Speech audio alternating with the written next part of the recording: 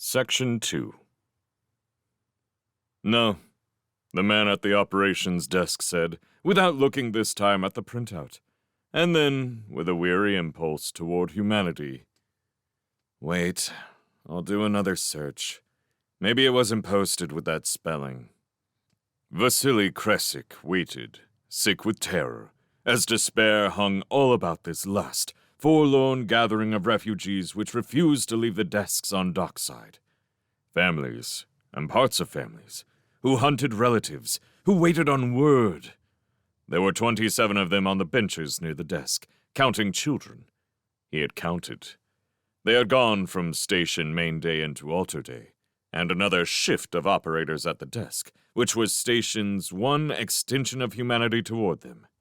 And there was nothing more coming out of comp but what had been there before. He waited. The operator keyed through time after time. There was nothing. He knew there was nothing by the look the man turned toward him. Of a sudden, he was sorry for the operator too, who had to sit out here obtaining nothing, knowing there was no hope, surrounded by grieving relatives, with armed guards stationed near the desk in case. Kresik sat down again, next to the family who had lost a son in the confusion. It was the same tale for each. They had loaded in panic, the guards more concerned for getting themselves onto the ships than for keeping order and getting others on. It was their own fault. He could not deny that. The mob had hit the docks, men forcing their way aboard who had no passes allotted to those critical personnel meant for evacuation.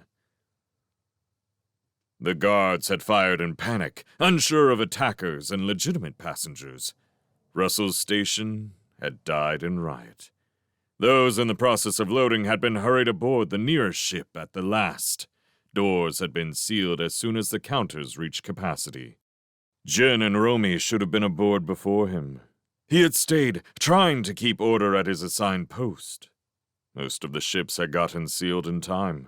It was Hansford the mob had gotten wide open. Hansford, where the drugs had run out, where the pressure of lives more than the systems could bear had broken everything down, and a shock-crazed mob had run riot. Griffin had been bad enough. He had gotten aboard well before the wave the guards had had to cut down, and he had trusted that Jen and Romy had made it into Lila. The passenger list had said that they were on Lila, at least what printout they had finally gotten in the confusion after launch. But neither of them had gotten off at Pell. They had not come off the ship. No one of those critical enough to be taken to station hospital matched their descriptions.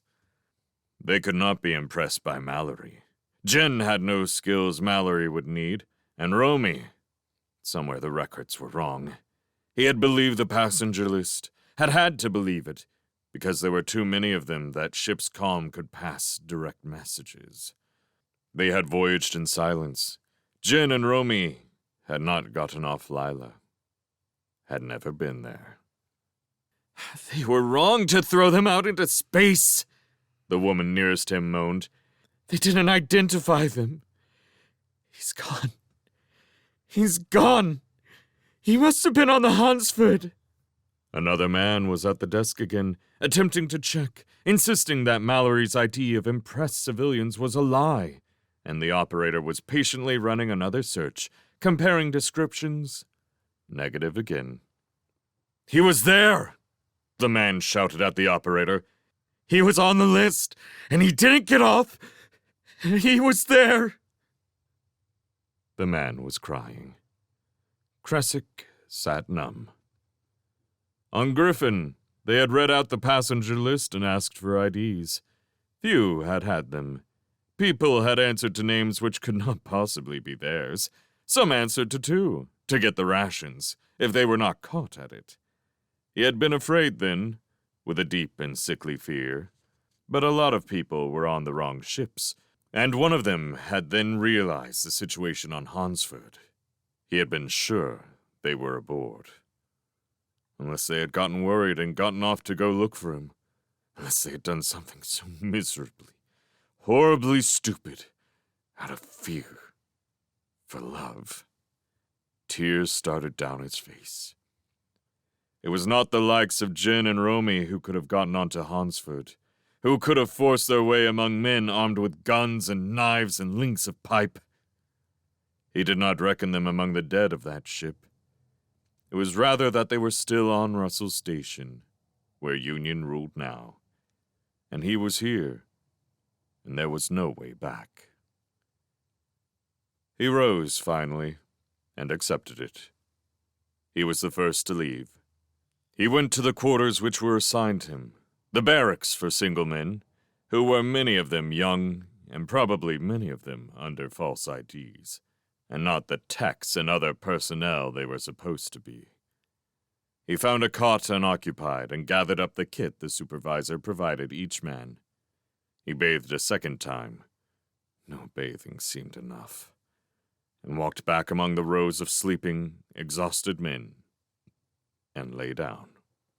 There was mind wipe for those prisoners who had been high enough to be valuable and opinionated. Jin, he thought. Jin. And their son, if he were alive, to be reared by a shadow of Jin, who thought they approved thoughts and disputed nothing, liable to adjustment because she had been his wife. It was not even certain that they would let her keep Romy. There were state nurseries, which turned out Union soldiers and workers. He thought of suicide. Some had chosen that rather than board the ships for some strange place, a station which was not theirs. That solution was not in his nature. He lay still and stared at the metal ceiling, in the near dark, and survived, which he had done so far, middle-aged and alone and utterly empty.